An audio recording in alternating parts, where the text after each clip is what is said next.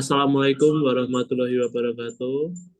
Kami dari kelompok 2 akan mempresentasikan tentang argumen deduktif 2 logika fungsional. Pertama-tama perkenalkan saya memperkenalkan anggota kelompok kita. Yang pertama yaitu ada Mas Ardian Dwi Chandra, NPM 19 0101 0021. Yang kedua, Yusnianto Yosi Raharjo, NPM 19 0101 0183. Yang 85. Yang ketiga ada Orlando Wijayanto 19 0101 0014. Yang keempat saya sendiri Indra Yugaswara, NPM 20 0101 0184.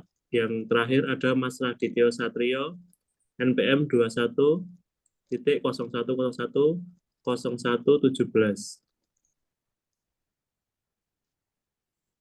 Tabel kebenaran dan simbol kebenaran fungsional. Kosakata logis, kami akan terdiri dari variabel klaim dan simbol fungsi kebenaran. Sebelum kita mempertimbangkan inti sebenarnya dari subjek, tabel kebenaran, dan simbol yang mewakilinya, pertama-tama mari kita perjelas penggunaan huruf alfabet untuk melambangkan istilah dan klaim. Yang pertama, variabel klaim. Menggunakan huruf besar untuk menyatakan klaim. Minat utama kami sekarang adalah bagaimana kata-kata seperti tidak, dan, atau, dan seterusnya mengaruhi klaim dan menghubungkannya bersama untuk menghasilkan klaim majemuk dari yang lebih sederhana. Jadi, jangan bingung antara PS dan QS yang disebut variabel klaim. Menggunakan huruf besar untuk menyatakan klaim. Minat utama kami sekarang adalah bagaimana kata-kata seperti tidak, dan, atau, dan seterusnya mempengaruhi klaim dan menghubungkannya bersama untuk menghasilkan klaim majemuk dari yang lebih sederhana. Jadi jangan bingung antara PS dan QS yang disebut variabel klaim. Yang kedua, tabel kebenaran. Dalam logika fungsional kebenaran, setiap klaim yang diberikan P tidak benar atau salah. Tabel kecil berikut disebut tabel kebenaran, menampilkan kedua kemungkinan nilai kebenaran untuk P. Apapun nilai kebenaran yang mungkin dimiliki klaim P, negasi atau kontradiksinya yang akan kami simbolkan, min P, atau memiliki yang lain. Inilah tabel kebenaran untuk negasi. Konjungsi adalah klaim majemuk yang dibuat dari dua klaim yang lebih sederhana, yang disebut konjungsi. Contoh konjungsi adalah klaim Parker ada di rumah dan Moore sedang bekerja. Selanjutnya akan dilanjutkan oleh Mas Yusnianto Yosi. Selanjutnya, simbol klaim masyarakat. Saat menyimbolkan sebuah klaim, Anda menampilkan struktur fungsional kebenaran. Idenya adalah untuk menghasilkan versi yang akan menjadi kebenaran secara fungsional setara dengan iklim informal asli, yaitu yang akan benar dalam semua keadaan yang sama dengan yang asli, dan salah satu dalam semua keadaan yang sama. Mari kita lihat beberapa contoh yang mengilustrasikan beberapa masalah simbol standar. Yang pertama, jika ada hanya jika. Ada begitu banyak cara untuk membuat klaim ini dalam bahasa Inggris biasa, yang tidak mudah untuk dilacak. Untungnya, frase jika dan hanya jika menjelaskan sejumlah besar kondisi. Jadi, memiliki awal yang baik jika memahami kegunaannya. Berikut adalah beberapa aturan praktis untuk diingat. Kata jika digunakan sendiri memperkenalkan antecedent dari suatu kondisional ungkapan, yaitu hanya jika, memperkenalkan konsekuensi dari kondisional.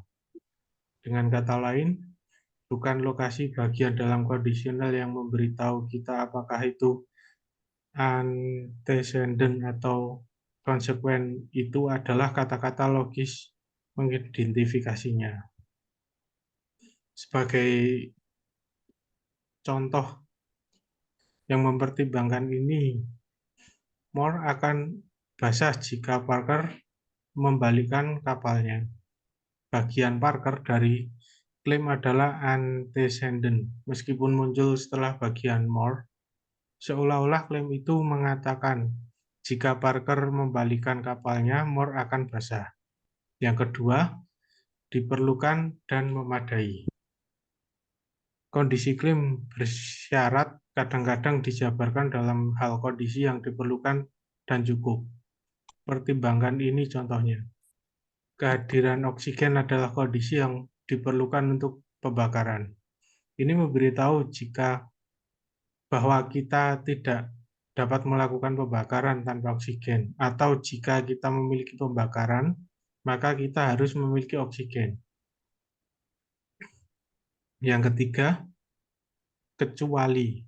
Pertimbangkan klaim Paula akan menyita kecuali Quincy membayar. Diminta untuk menyimbolkan ini. Kita mungkin menghasilkan Q, Y, P karena klaim aslinya setara dengan jika Quincy tidak membayar maka Paula akan menyita. Dan yang terakhir atau keempat, salah satu atau.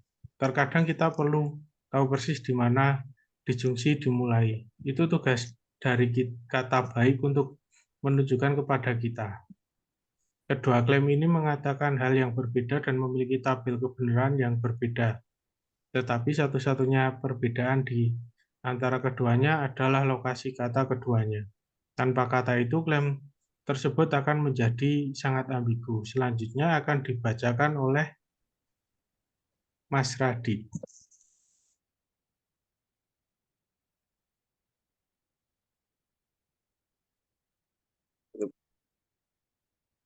Terima kasih Mas Yosi. Saya akan melanjutkan presentasi argumen kebenaran fungsional.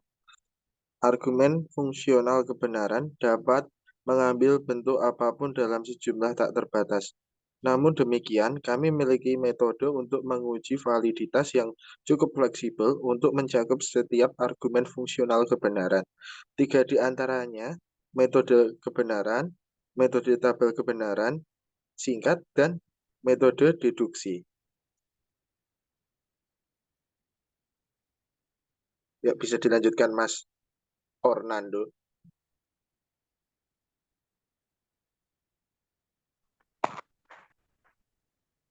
Kemudian ada aturan grup 1, yaitu pola argumen valid dasar. Grup aturan pertama ini harus dipelajari sebelum Anda melanjutkan ke aturan grup 2. Argumen pola apapun, P atau Q, kemudian P yang menghasilkan Q adalah benar jika Anda memiliki kondisional di antara premis dan jika antecedent dari kondisional itu muncul sebagai premis lain, maka dengan modus ponens konsekuensi dari kondisional mengikuti dari kedua premis tersebut. Aturan argumen berantai memungkinkan Anda untuk menurunkan kondisional dari dua yang sudah Anda miliki. Asalkan antecedent salah satu kondisional Anda sama dengan konsekuen dari yang lain.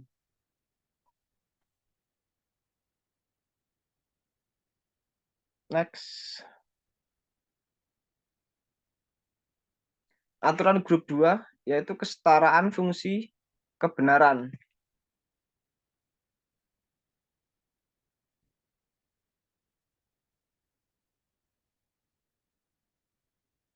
Berikut adalah prinsip keseluruhan yang mengatur cara kerja aturan kelompok 2. Klaim atau bagian dari klaim dapat diganti dengan klaim yang ekuivalen dengan salah satu aturan grup 2 berikut. Seperti dalam kasus kelompok pertama, IS dan QS, dan seterusnya, dalam pernyataan aturan dapat mewakili klaim yang dilambangkan apapun, selama setiap huruf mewakili klaim yang sama secara keseluruhan, yang disimbolkan dengan P atau negasi P. Untuk grup 1, modus ponens yang dilambangkan oleh P, Q, P, Q.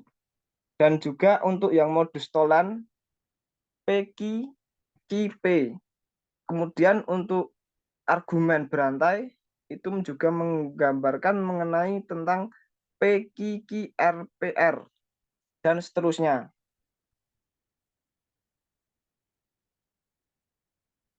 Selanjutnya bisa dilanjutkan oleh Mas Ardian, silahkan.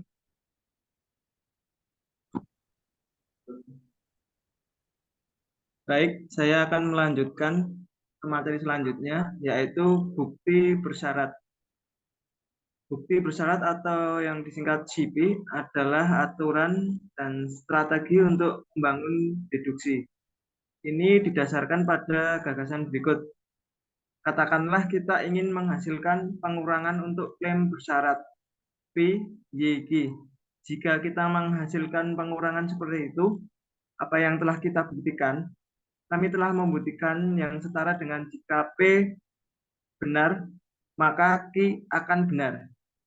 Salah satu cara untuk melakukannya adalah dengan mengasumsikan bahwa P benar, yaitu menambahkannya sebagai premis tambahan, dan kemudian membuktikan bahwa berdasarkan asumsi tersebut Q harus benar. Syukron, terima kasih atas partisipasinya.